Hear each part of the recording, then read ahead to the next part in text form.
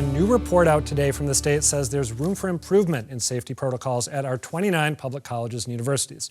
The report, titled Securing Our Future, was compiled by a team of security consultants for the Mass Board of Higher Education, and it found we have made progress over the past several years in making schools safer when it comes to preventing active shooters and sexual violence. But more can be done. Joining me to discuss are two of the people behind this report. Amanda Botello-Robbins, Senior Security Consultant at TSG Solutions and the report's principal author, and Dina Papanikolaou, General Counsel to the Mass Department of Higher Education and Chair of the Campus Safety and Violence Prevention Task Force. Thank you both for coming in. Thank you for having So us. I got to ask you at the outset, why treat these two issues together in tandem? Because I think of one as pervasive and one as sort of an anomaly. So why combine them? Well, they are interrelated, and they're interrelated because protecting students, faculty, and visitors from any form of violence, whether it's a stranger with a gun or whether it's a peer at a party, is essential to any campus's mission, and it is essential to the Board of Higher Education's mission. Because if we can't keep our students safe, then how can we expect them to grow and learn and achieve? So they are interrelated in that aspect of the philosophy, and as Amanda will discuss a little bit later, they're interrelated in the way that we approach these matters in terms of strategic planning and also governance structures, but different in terms of response. Okay, we might get into that with my next question, actually. This was a follow-up to a report that was done in 2008, post-Virginia Tech, Yes, I think. yes. What did you find that state schools have done well in those intervening 8 years, and where have they maybe fallen short of where we'd like them to be? Yeah, so the 2008 report, also commissioned by the Board of Higher Education, mainly focused on active shooter events, because again, it was following the Virginia Tech shooting, so that was the main focus at the time.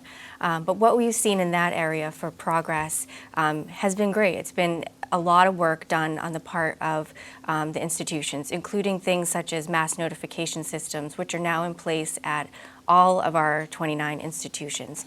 And so that's critical in informing your campus community when there is an active or imminent threat, and giving them instructions on how to act and how to protect themselves. Okay, so that's a good thing. Give me maybe one thing that hasn't quite been done as pervasively as you'd like to see it yet. So there is a disconnect, which we found was very interesting, between the administration at many institutions and the students.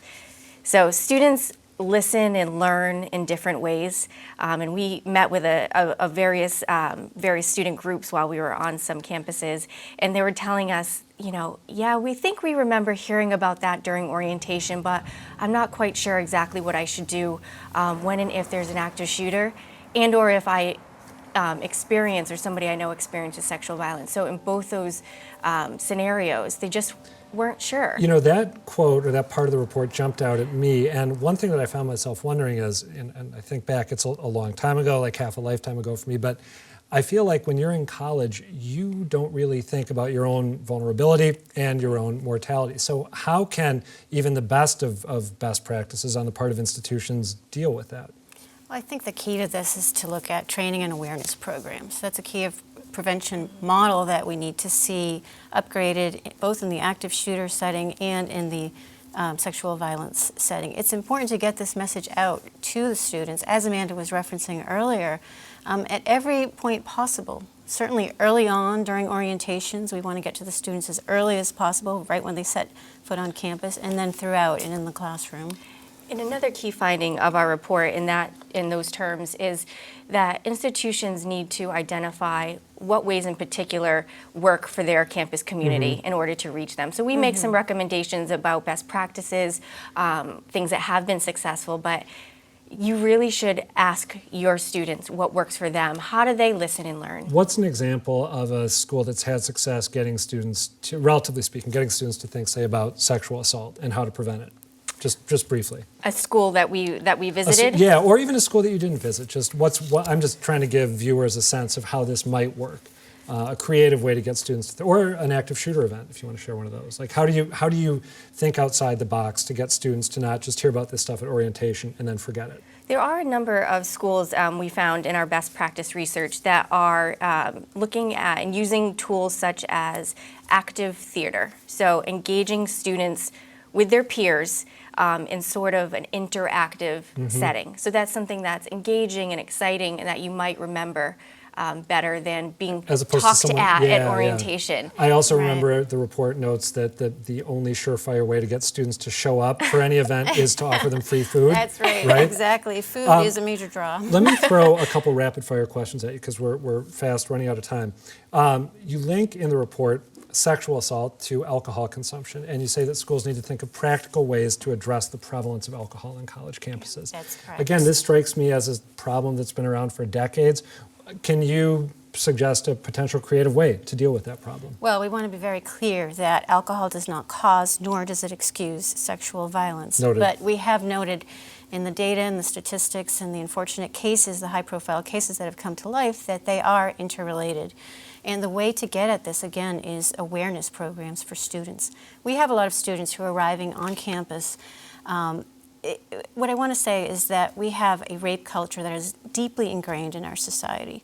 We have a lot of issues that are starting in K through 12. We have statistics that show that 1 in 5 women have been sexually assaulted while in high school. So our campuses are receiving students before they step on campus who have experienced violence, who have experienced rape myths, who have experienced this rape culture that they're living in, and they have to work quickly to unlearn these It's a rape daunting myths. task. It's actually, I mean, when you frame the problem that way, it sounds worrisomely difficult to deal with that. Does it make sense, and I don't think you got into this in the report, does it make sense to have both schools and local police departments handling sexual assault allegations, or is it possible that we need to rethink the way we do that?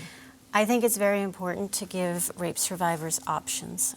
Rape and sexual assault is a very underreported matter at this instance. And we've heard some comments, especially after the Stanford rape case, that perhaps we should just mainly have the local police handle these matters and not disciplinary boards. We are concerned that that would actually exacerbate the underreporting problem.